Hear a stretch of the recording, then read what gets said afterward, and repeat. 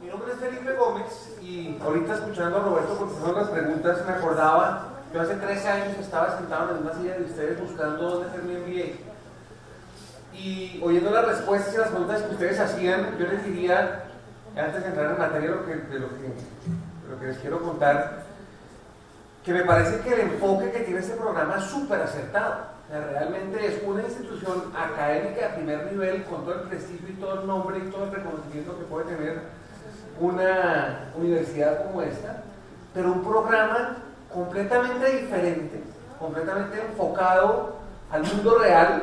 Creo que si bien tiene un componente académico, se aleja un poco del lado académico porque tener a todos estos profesores realmente es un privilegio. O sea, uno realmente poder estudiar con toda esta gente cómo gerenciar y que el que le está enseñando es el que realmente ha gerenciado y el que realmente ha hecho las campañas publicitarias, el que realmente mueve todas esas botellas de cerveza y el que realmente maneja toda esa complejidad de recursos humanos de una empresa como Nestlé. Eso no tiene precio. Los mejores profesores que yo tuve en mi universidad, en mi MBA cuando lo hice, eran profesores que eran personas experimentadas en el mundo real. Entonces siento realmente que es un programa súper aceptado. Me parece que las competencias estas de obviamente actitud emprendedora, pero también de habilidades interpersonales que tiene el programa son realmente maravillosas. Y si yo pudiera darles una recomendación ahorita como un tercero que estaba acá sentado, es el programa suena bastante acertado a lo que el mundo corporativo real estaría buscando hoy en unos profesionales. Bueno, ya entrando en materia, ¿yo me hago cambio de libro o no? Yo les quiero hablar de una teoría que yo he venido desarrollando a lo largo de los últimos años que se llama actitud E. ¿De qué se trata la actitud? Se trata de cómo cada uno de nosotros puede maximizar su potencial como un ser humano. Roberto decía hace un rato que acá, no me acuerdo las palabras exactas, pero no hacen las mejores personas, no las personas del mundo, sino las mejores personas para el mundo. Yo creo que cada uno de nosotros está llamado para hacer cosas realmente grandes e importantes en la vida, ¿no? Y uno va tomando decisiones a lo largo de la vida para poder dejar una huella, para poder ser una persona que genera impacto en la vida. Y de eso se trata esta actitud emprendedora. Yo quisiera arrancar esta presentación con una pregunta, que es esta. Porque hay personas, ¿sí? En el caso, digamos, dentro de las empresas, porque hay equipos y porque hay compañías que en la industria sobresalen frente a las demás. Y si nosotros ponemos a ver en todas las dimensiones de la vida, hay gente que ha sobresalido en el mundo de la música, personas como Beethoven o como John Lennon, en el mundo de los deportes, personas como Messi o como Henry Barwin, en el mundo de la política, personas como Nelson Mandela, como Winston Churchill, en el mundo espiritual, personas como la Madre Teresa de Calcuta o Juan Pablo II, son personas que han sobresalido en lo que han hecho. Y viendo un poquito más allá y metiéndonos en nuestra vida un poco más normal, no necesariamente de celebridades y de gente muy famosa, pues hay mamás que sobresalen, niños que en el colegio les va mejor que a otros en el colegio o en la universidad, jóvenes que se destacan, o personas que tienen un talento especial para un instrumento musical, o dentro del ambiente corporativo pasa exactamente lo mismo. Hay gerentes que sobresalen, vendedores que sobresalen, hay, en fin, hay gente que sobresale y yo siempre me he preguntado por qué. ¿Qué tienen esas personas que sobresalen diferente de todos los demás? Y me he dedicado muchos años a estudiar un poco lo que quiero tratar de resumir en esta presentación es ¿qué tienen esas personas en común? ¿Sí? Y ustedes se van a dar cuenta que en cierta manera hace mucho encaja bastante bien con los pilares sobre los cuales está fundamentado este programa de este día. Si yo pudiera resumir en una sola frase ¿qué es lo que esta gente tiene en común? Es gente que vive su vida completa pensando que cualquier situación, por buena que sea, es susceptible de mejorar. Es gente que no se conforma con el status quo, es gente que siempre quiere llegar más lejos, gente que siempre se quiere exigir más, que cree que puede llegar más lejos. ¿Y eso finalmente qué es? Es una actitud de vida, es la manera como uno ve la vida. ¿Sí? Hay mucha gente que ve la vida y dice, ya, yo ya llegué a ese cierto nivel, me doy con los laureles, me doy por bien servido. Pero hay gente que dice, no, yo ya hice una carrera, me salí bien en mi trabajo, pero quiero ser ahora un posgrado, quiero hacer una maestría. Eso es una actitud para ser cada vez mejor, para aprender, para crecer y para aportar más. Y esa actitud yo la he llamado la actitud E. Ustedes se preguntarán, ¿qué es esa E? ¿No? creo que Roberto y yo lo dijimos, pero hay muchas palabras positivas que comienzan con E. Excelencia, energía, ¿cuántas se les ocurre a ustedes? Éxito, ¿qué más? Emprendimiento, otra. Efectividad. Bueno, hay muchas. Pero en la que yo me quiero concentrar es esta, es una actitud emprendedora. Y yo creo que eso es lo que realmente nos hace falta a las personas y a las compañías, y a las universidades, y a los gobiernos, para realmente sacarla al estadio y generar un impacto inmenso. Porque es que en la mayoría de empresas, en la mayoría de universidades, en la mayoría de instituciones del gobierno, hay una cantidad de gente que tiene su potencial dormido, que van a ir y cumplen con un horario y cumplen con su trabajo, que hacen lo que tienen que hacer, pero no están haciendo esto todos los días. Y nosotros estamos llamados a hacer esto todos los días en todas las dimensiones de nuestra vida, ¿no? Esta palabra emprendimiento a mí me parece que es muy poderosa, pero que está un poco mal utilizada, porque está muy limitada al proceso de crear empresa. Y claro que sí, el que crea empresa es un emprendedor, pero ojo, porque no hay que crear empresa para ser emprendedor. Todos debemos y estamos llamados a ser emprendedores en nuestras vidas, en todo lo que hacemos, en nuestra vida personal, hacer un posgrado, aprender un nuevo idioma, correr una maratón, subir una montaña, hacer cualquier cosa que implique un desafío para mí, es un emprendimiento personal. Debemos ser emprendedores en la familia, como decía Roberto, debemos ser emprendedores en el trabajo, en lo social, en lo espiritual. Gente que tenga su mente y su corazón activos soñando y tratando de realizar esos sueños. Es probable que algunos no los podamos realizar, o que sea más difícil de lo que estamos pensando, pero hay que intentarlo. Y eso es a lo que me refiero yo con la actitud emprendedora. Entonces esta charla la voy a partir en tres grandes bloques. Un bloque inicial donde voy a contarles un pedazo de la historia de mi vida profesional, muy corto y de una manera resumida.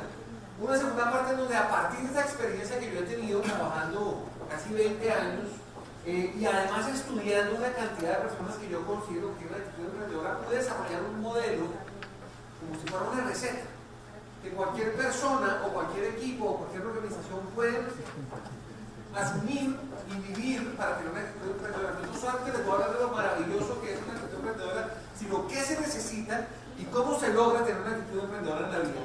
Y finalmente, una conclusión y un poco sobre cómo encaja con todo lo que les dijo Roberto y cómo encaja con la filosofía de este programa académico. Entonces comienzo con la primera parte, que comienza el día que yo me gradué de la universidad. Yo me gradué de la universidad en el año 94, estudié administración de empresas, y ese día yo estaba parado en un camino como este, porque yo tenía dos opciones. La primera opción era o emplearme, conseguir un empleo, y la otra era perseguir un sueño que yo tenía con un amigo que veníamos cocinando hace un par de años. Eso era, como les dije, el año 94, el internet estaba comenzando, la World Wide Web estaba comenzando, y queríamos hacer una empresa que desarrollara estrategias y páginas de internet. Finalmente decidimos lanzarnos al agua, y ese proceso de lanzarse al agua es un proceso que siempre genera temor, siempre da miedo. Siempre que uno va a hacer algo nuevo, ¿cierto? Siempre que uno va a hacer algo nuevo, le da temor, cosquillas en el estómago, miedo, y es un sentimiento absolutamente normal de cualquier emprendimiento que hagamos.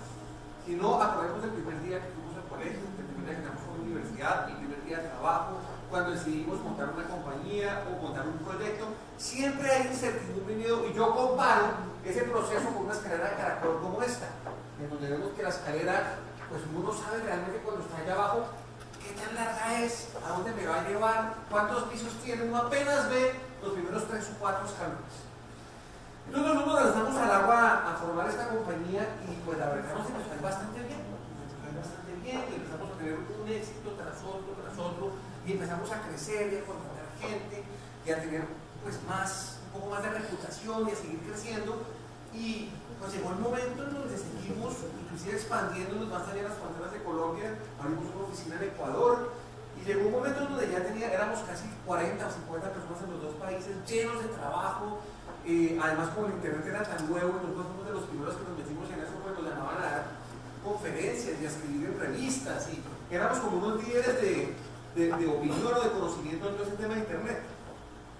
Si yo pudiera comparar un poco lo que yo sentía en mi vida en ese momento con una imagen, sería una imagen como esta.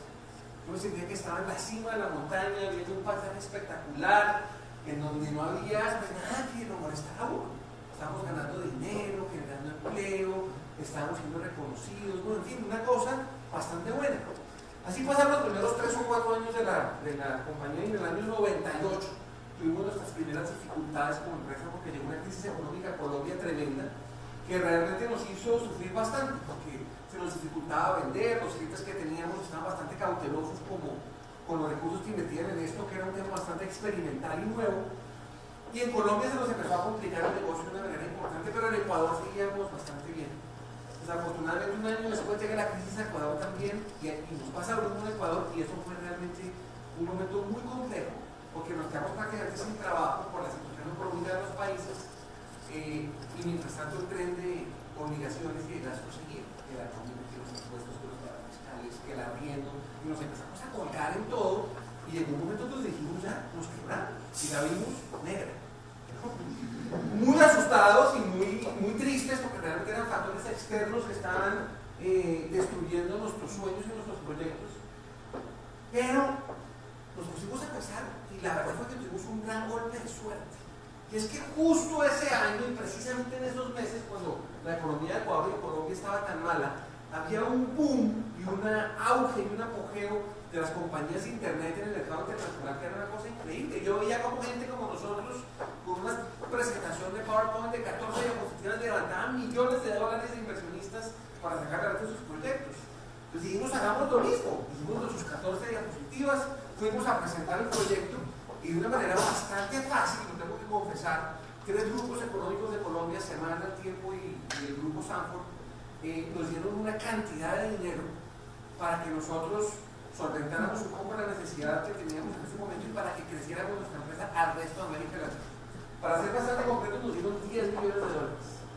Imagínate lo que uno siente a los 26 años, que den 10 millones de dólares para uno perseguir sus sueños, pues eso es una panacea, ¿no? Con muy poco dinero pagamos lo que debíamos y empezamos a crecer y otra vez a tener éxitos. Compramos una empresa en Chile, abrimos oficina en Sao Paulo, en Buenos Aires, en Ciudad de México, en Costa Rica, en Perú, en Miami. Abrimos 8 oficinas en un año y llegamos a ser una compañía de casi 400 personas y otra vez trabajando con grandes empresas en países que no estaban tan golpeados como Colombia y Ecuador, pero seguimos otra vez pues teniendo muchos éxitos. Eso fue en el año 99, pasamos todo el 99, todo el 2000 y en el 2001 se revienta esta burbuja que era la famosa burbuja del internet o de las .com, y nuestra compañía que estaba dedicada a hacer cosas de internet pues no fue la excepción de la compañía que se vio en grandes dificultades cuando se reventó esta burbuja en marzo del 2001.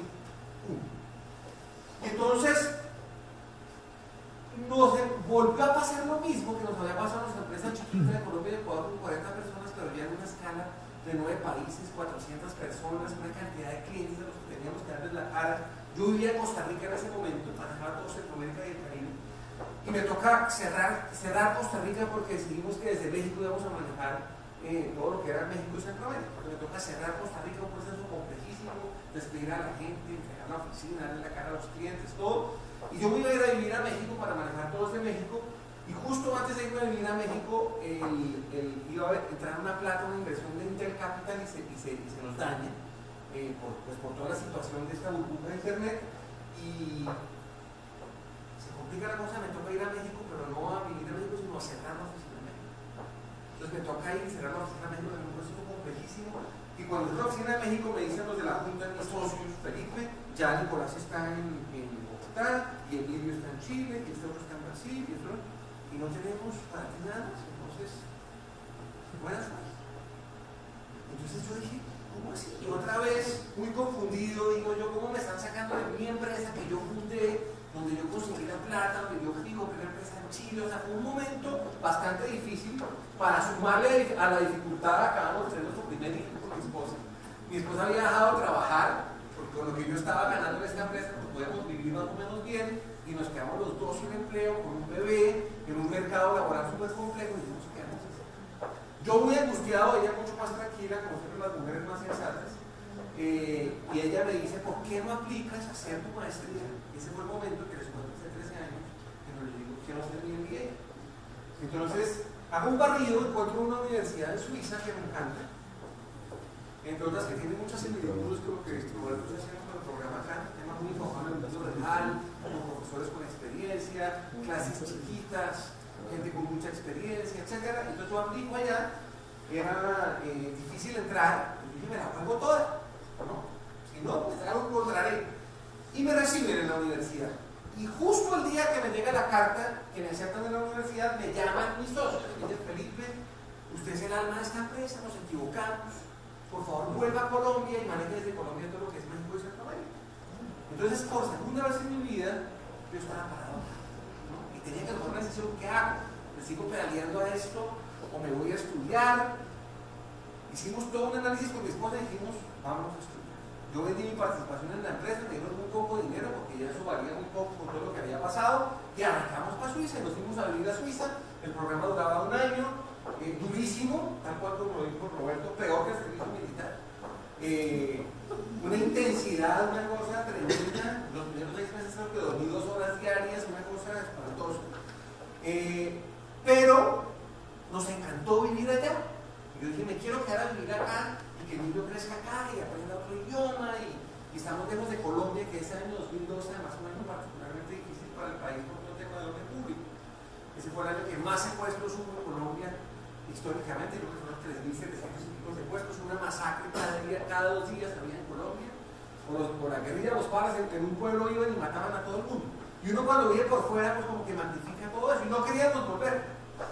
Entonces yo empecé a buscar trabajo allá, y a lo último del año, pues yo dije, había un par de opciones, uno para irme con American Express a Londres, uno para quedarme con Novartis ahí en Suiza.